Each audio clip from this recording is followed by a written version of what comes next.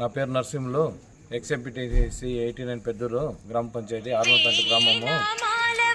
నేను బెంగళూరు నుండి సొంత గ్రామం ఆర్మపేంటకు వస్తూ ఉంటే ఈరోజు 89 పెద్దూరులో ఇది వైసీపీ నాయకులు మమ్మల్ని మా కారుని అడ్డగించి మరణాయుధాలతో రౌడీ షీటర్ సత్యేంద్ర, వాళ్ళ మామ వెంకటేశు, చంద్ర వాలంటీర్ చంద్ర, ఈ ముగ్గురు మమ్మల్ని మరణాయుధాలతో నా పైన, మా మిత్రులు మా గణపతి, చంద్రబాబు ముగ్గురు పైన దాడి చేసి వైసీపీ నాయకులు చాలా గాయపరిచినారు.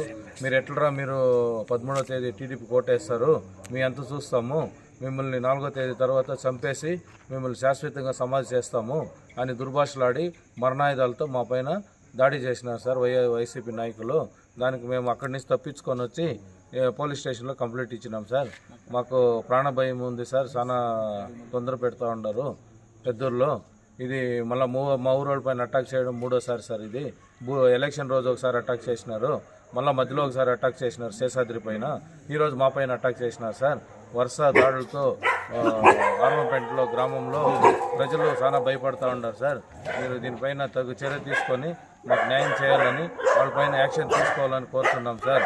వాళ్ళని ఇట్లా వదిలేస్తే తొందర అయిపోతుంది సార్. ఆర్మపేంటలో కష్టమైంది సార్ ప్రజలు. రామకుప్పం టౌన్ పోవాలంటే మా ఊరు ప్రజలు భయపడిపోతూ ఉన్నారు సార్. రౌడీ షీటర్ సత్య వల్ల వాడు తెల్లారి నుంచి తాగేసి మరణాయుధాలు చేతిలో పట్టుకొని తెల్లారి నుంచి సాయంత్రం వరకు చాలా భయభ్రాంతులు చేస్తూ ఉన్నాడు సార్. ఆర్మపేంట నుంచి ఒక బండి బయలుదేరితే ఆ బండిని అడ్డగించడము, గొడవలు చేయడము, వాళ్ళని కొట్టడము, వాళ్ళ జోబీలో డబ్బులు ఉంటే తీసుకోవడము, సెల్ ఫోన్లు పెరుక్కోవడము, ఇలా నిత్యకృత్యంగా చేస్తూ ఉన్నాడు సార్. దయచేసి మీరు యాక్షన్ తీసుకునే రౌడీ షీటర్ని శాశ్వతంగా జైల్లో పెట్టాలని కోరుకుంటున్నాం సార్.